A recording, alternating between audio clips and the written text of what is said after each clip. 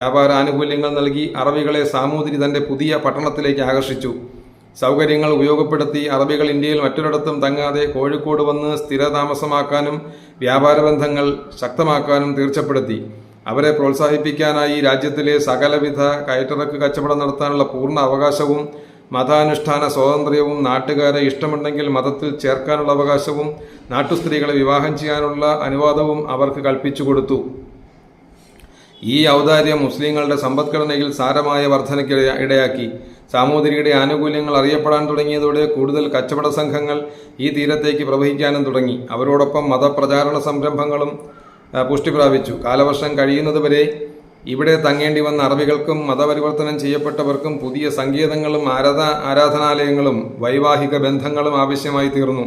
കോഴിക്കോട്ടെ അമ്പാടി കോവിലകം, വലിയ കോവിലകം, ചെറിയ കോവിലകം, ഏറാമ്പിര കോവിലകം, പടിഞ്ഞാറെ കോവിലകം, കിഴക്കേ കോവിലകം, കുറ്റിച്ചി, തമ്പുരാട്ടി, ഇല്ലം തുടങ്ങിയ 8ഓളം കോവിലകങ്ങളിൽ നിന്ന് 400ഓളം സ്ത്രീകളെ മുസ്ലിങ്ങളുടെ ഭാര്യമാരാവാൻ സാമൂതിരി അനുവദിച്ചുവത്രേ.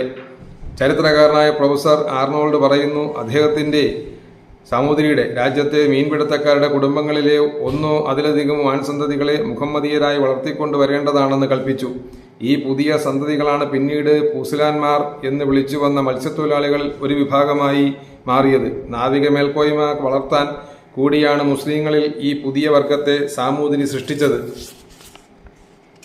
ഒരു രാജാവും ചെയ്യാൻ ഇഷ്ടപ്പെടാത്ത ഇത്തരം കാര്യങ്ങൾ ചെയ്ത സാമൂതിരി വംശത്തിന് സമാനമായി മറ്റൊരു വംശത്തെ ചരിത്രത്തിൽ കാണാനിടയില്ല എന്ന് മേൽപ്പറഞ്ഞ വിവരങ്ങളിൽ നിന്നും നമുക്ക് മനസ്സിലാക്കാൻ കഴിയും.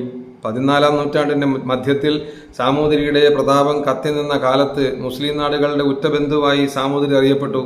കോഴിക്കോട്ടെ മുസ്ലിങ്ങളും അറബി കച്ചവടക്കാരും മുഖേന അറബ് നാടുകളിൽ മാത്രമല്ല ചീന, പേർഷ്യ, യൂറോപ്പ് എന്നിവിടങ്ങളിലും സാമൂതിരിയുടെ പ്രശസ്തി കടൽ കടന്ന് ചെന്നെത്തി. ആഫ്രിക്കയിലെയും യൂറോപ്പിലെയും വ്യാപാര കുത്തക അറബികളുടെ കയ്യിലായി. അതോടെ കച്ചവട കേന്ദ്രമായ കോഴിക്കോടും അവിടുത്തെ മുസ്ലിം വ്യാപാരികളും ലോകപ്രശസ്തരായി. വിദേശ നാടുകളിലെ പ്രമുഖരുമായും ഭരണാധികാരികളുമായും സന്ദേശങ്ങൾ കൈമാറുന്നതിനും സഹായം അഭ്യർത്ഥിക്കുന്നതിനും സാമൂതിരിയെ സഹായിച്ചത് മുസ്ലിം പ്രമാണിമാരായിരുന്നു. സാമൂതിരിയുടെ ഭണ്ഡാരം സമ്പുഷ്ടമാക്കിയ സമ്പത്തിനും പ്രശസ്തിക്കും കാരണം അറബി കച്ചവടക്കാരും മുസ്ലിം പ്രമാണികളുമായിരുന്നുവെന്ന് പല ചരിത്രകാരന്മാരും രേഖപ്പെടുത്തിയിട്ടുള്ളതാണ്. ഏതായാലും സാമൂതിരി മുസ്ലിം രാജ്യങ്ങളുടെ മിത്രമാവാൻ കാരണം കോഴിക്കോട്ടെ മുസ്ലിം വ്യാപാരികളായിരുന്നു. അതുകൊണ്ടാണല്ലോ മുസ്ലിങ്ങൾ സാമൂതിരിയുടെ പ്രിയപ്പെട്ട പ്രജകളായി തീർന്നത്. മുസ്ലിങ്ങൾക്ക് പുറം രാജ്യങ്ങളുമായി കച്ചവടം നടത്തുന്നതിന് പരിപൂർണ അവകാശം അനുവദിച്ചു കൊടുത്തതോടെ സാമൂതിരിയുടെ നാട് ലോകത്തിലെ പ്രമുഖ വ്യാപാര കേന്ദ്രമായി.